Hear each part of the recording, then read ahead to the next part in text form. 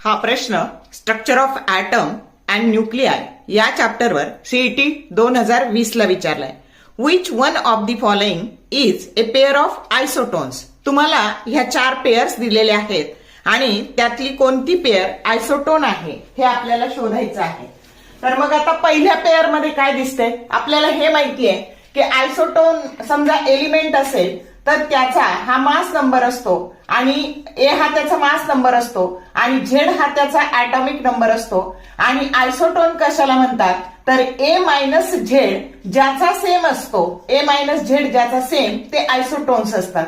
मग आता पहिल्या पेअर मध्ये जर तुम्ही ए मायनस झेड केलं तर ते येणार आहे 20 आणि इथे ए मायनस झेड जर केलं तर ते 22 येणार आहे. म्हणजे हे पहिलं उत्तर नाही, ऑप्शन ए इज इनकरेक्ट. आता याच्यामध्ये बघा 198 मायनस 80 केलं तर ते आलं 118 आणि हे केलं 197 मायनस 79 हे आलं सेमच आलं 118च आलं. म्हणजे इथे ए मायनस झेड सेम आहे, ए मायनस झेड सेम आहे म्हणजे ही पेअर काय आहे, आयसोटोन आहे. हा करेक्ट ऑप्शन आहे, बी इज द करेक्ट ऑप्शन.